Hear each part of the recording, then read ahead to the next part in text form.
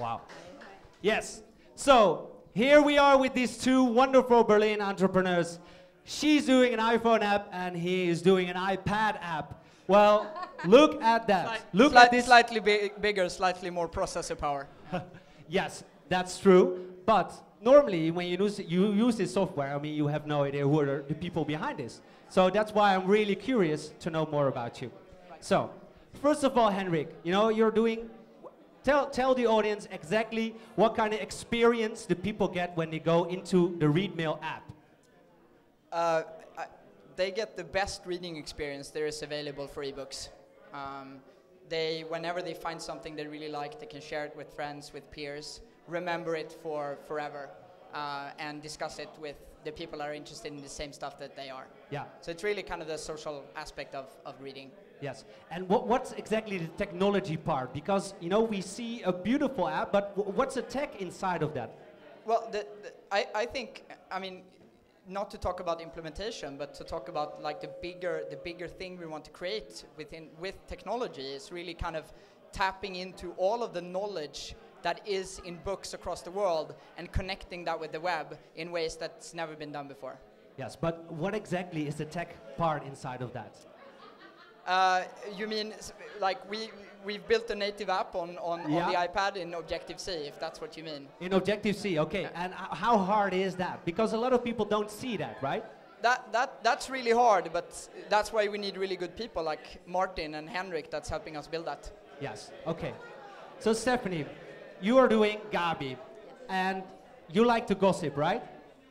I like to gossip, yes. Yes, you like to gossip. So is Gabi actually like a Facebook gossip app? Actually, in the end of the day, you really see the things get most likes and comments. And that's mostly the part people are thinking very inspiring or fancy or crazy, actually, yeah. So we see crazy stuff. You're seeing crazy stuff. So can you share some of this gossip with us? Yeah, you know, when a lot of my friends are in San Francisco and they're a little bit more wild than us. So you see sometimes here and there some naked stuff. The Germans. What do you mean? Are they more wild than we are? They are more wild than us. That's not good. But they're more public than us. Yeah. I think the Germans are more shy, so. Okay. Are Germans too shy? Yeah, I'm not getting a reaction, so that must be that they think indeed that they're a little bit shy. But you are German, right? I'm German, and I'm not going naked publicly, no. You're not? Okay, that was actually my next question. Me neither, and I'm Swedish, so it's. I think it has nothing to do with the country you're from, actually. Yeah. Okay, but I mean, building an app on top of Facebook where you collect the most liked, the most shared. That doesn't sound really complicated. So why didn't anybody it before? Actually, we built the app on the complete Facebook API. So we actually use close to everything what you can do with Facebook. So that is highly complex, and you need highly experts for that. And like Facebook is all the time changing. We change with them together, and like I think it's really, really one of the most complex iPhone apps at the moment there. Okay, but you know what makes it then so complicated? Explain it to us. I mean, we are not going to hide that this is a program where tech plays an important role. Also, these wonderful personalities, but we need to understand what is then so difficult. Actually, we want that this app is working for everyone. That means even for people with like 5,000 Facebook friends. And even the Facebook app has problems with this amount of users. And we process the data in a way that even those people with this big amount of friends can have a beautiful user experience. And I think this was one of the biggest challenges for the app. And we solved it. And I think this is the biggest tech part inside to process the data quickly in a beautiful way. Yeah, so it's not like building one house at a time, but building 5,000 houses at one time. Yeah, it's like, you know, we don't only show what Facebook shows, we process it on top, you know? So we have to analyze it and give it back to the people, and this is then the second part. And you told me this before, but you always carry your mobile in your hand, right? Yes. Because it gives you some kind of... I don't know, it's like a tick, I would say. I think I always love to check my emails. Do you sleep with your mobile? What, sorry? Do you sleep with your mobile? No. Is it the first thing that you do when you wake up, check your iPhone? Actually, in the moment I'm reading. You're reading? Yes. Oh my God. love that. This is serendipity. Yeah. Yeah, but I have to say, on paper, but I was working for a publishing house a long time, so I have to save the industry, you know.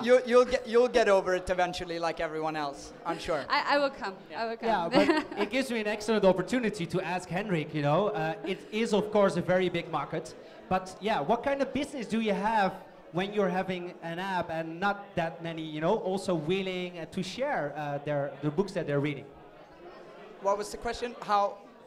If it is hard to make a business out of people sharing quotes in an iPad if it's hard app. to make a business, Yeah. I don't think it's at all hard to make a business out of that. Okay. It's a space that's undergoing huge amounts of revolution right now, and there's a whole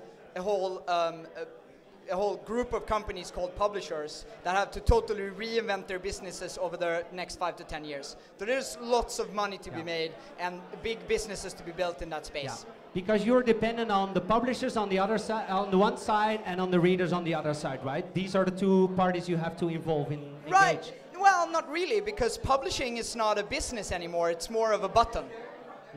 Everybody can publish something today.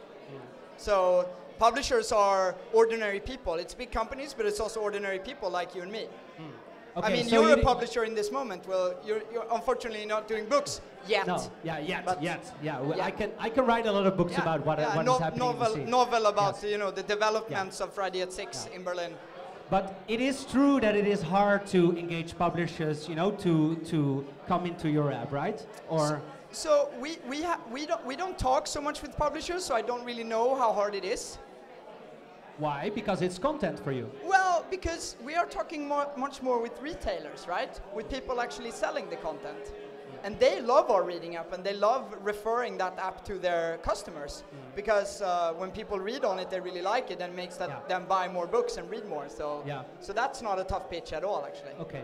Where do you see your business go to? In let's say in 3 years. What's Readmill in 3 years? So everybody that reads ebooks, which is going to be a totally mass market thing back then all throughout the world, is going to know what Readmill is.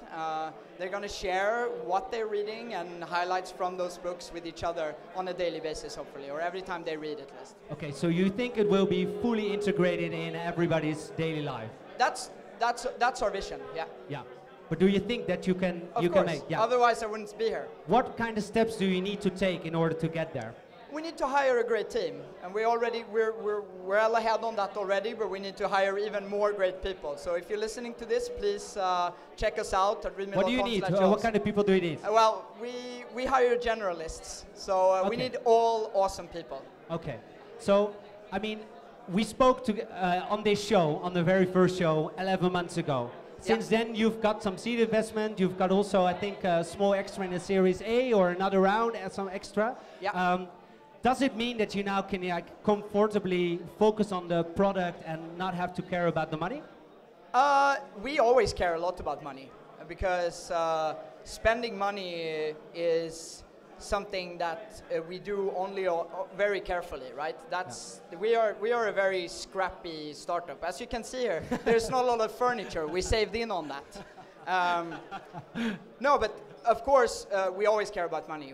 We try to make the most bang for the buck, right? That's what we're all about. Yeah, but isn't it hard to combine, you know, this search for financial resources and product innovation at the same time? Sure. I mean, raising money takes a lot of time, and right now we don't have to focus so much on that, and for that we're really happy. Yeah. But later on we're going to talk to one of your investors, so we'll make sure that he that he knows that. Let's see what he says. You see, I'm starting moving here, getting a bit nervous already. Yes.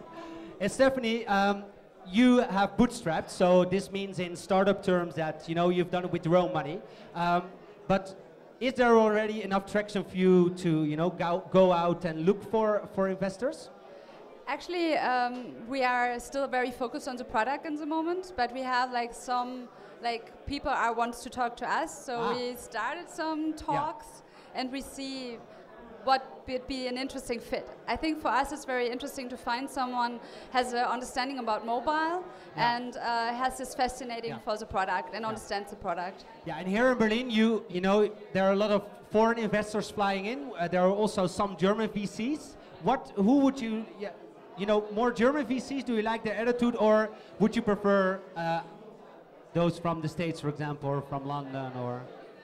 Actually, I love always to do something new, so it would be exciting to have an American investor, only to have a new experience, actually. Yeah. But I'm open, you know, I'm like not on the national base looking for an investor. I look more about intelligence in the money. Yeah. Yeah.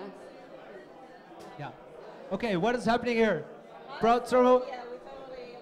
Okay, yeah, it's super hot here, so people need to get some fresh air. Okay, but to finish this part of the Friday at 6 show, I mean, you would say, okay, an investor, I need, you know, I want to have smart capital, I need the network. Yeah. So is it then a German VC or somebody from outside of Germany? Sorry, I didn't understand your question at all. Sorry, and you confused me. Okay, we're confused because people are trying to get us. No, but I mean, this is a very serious question. When you are looking for investors. Yes. What do you look for? No, in the moment we are not looking for, we are talking to people. Yeah. So that means more like you're in a dialogue with people you know already, yeah. Like a business angel you were working with before, or yeah. Know you since your career, and so you're in talks and you build actually now the pitch deck and thinking what would be the right approach actually. Yeah, so. okay. Yeah. You've gotten so many publicity. Yes. In the past few months. How did you pull this off? Because you were literally everywhere. How did you do that? Good question, but I believe when you make an interesting, innovative product, the press is writing. No, I don't accept this. You must have a trick. I mean, there are so many innovative good products. Yeah, actually, what we did is we were flying to San Francisco and we got some introductions from people, and then we pitched by 3 big blogs like TechCrunch, Mashable, and Verge. Yeah. And then we were deciding which one gets the exclusive, and this was Mashable. Okay. And then it was spreading, really. Yeah. We were not talking to anyone else then. So we were talking to 3 people. The introductions were through your network? Yeah. Okay. So you need a network? You need a bit of network to get an appointment, but to pitch and that they write about it, you're alone, actually. They don't write for a favor. Okay. I pitched some years ago by VentureBeat through a very high introduction. He was not writing one line at all. So it's really about the product, I promise.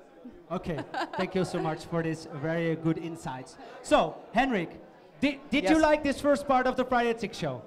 I loved it. Really? It was amazing. Yeah, amazing? Yeah, don't you also love the interaction with the audience? I love the interaction with the audience. That they're paying attention, that they're really focused, that they're responding when we say something cool.